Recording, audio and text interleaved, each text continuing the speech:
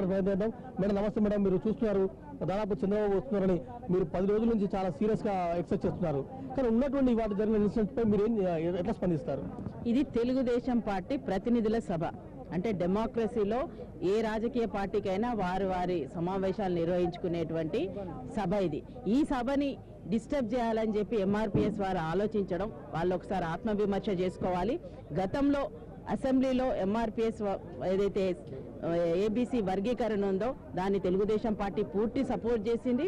కేంద్రంలో కూడా వాళ్ళు ఎప్పుడు ధర్నాలు చేసినా, ఎప్పుడు సమావేశాలు నిర్వహించినా కానీ ఎంఆర్పిఎస్ వాళ్ళకి మద్దతు తెలియజెప్పడం జరిగింది. ఈ విషయం ఇప్పుడు కేంద్రంలో పార్లమెంట్ పరిధిలో ఉన్నది.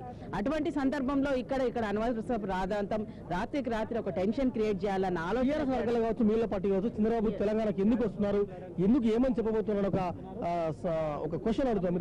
ఇది రాజకీయ పార్టీ, తెలుగుదేశం పార్టీ ఇక్కడ ఉన్న కార్యకర్తల కోసం సమావేశం, ప్రతినిధుల కోసం ఏర్పాటు చేసినటువంటి సమావేశం. దానికి డెమోక్రసీలో ప్రతి ఒక్క పార్టీకి చేయడానికి అవకాశం ఉంది. మా పార్టీ అధినేత ఈ రోజు 2 రాష్ట్రాలకు ఉన్నటువంటి ప్రతినిధి, రాజకీయ నాయకుడు, జాతీయ నాయకుడు, ఆయన ఇక్కడికి వస్తున్న సందర్భంలో టీఆర్ఎస్ వాళ్ళు మాట్లాడడం అది అనవసరం, వాళ్ళకు సంబంధించిన విషయం కాదు. వాళ్ళు అనవసరంగా దీన్ని రాద్ధాంతం చేస్తూ ఈ రోజు ఎంఆర్పిఎస్ వాళ్ళ వెనకాల ఎవరుండి చేయిస్తున్నారో తెలియదు. రాత్రికి రాత్రి ఇలాంటిది క్రియేట్ చేయాలన్న ఆలోచన మాత్రం వాళ్ళు ఒకసారి ఆత్మవిమర్శన చేసుకోవాలి. గతంలో చంద్రబాబు నాయుడు గారు పాదయాత్రలో పూర్తి మద్దతు తెలియజేసినటువంటి వ్యక్తులు ఈ రోజు ఎందుకు చేస్తున్నారో ఒకసారి ఆలోచించుకోవాల్సిన అవసరం ఉన్నది. Thank you very much.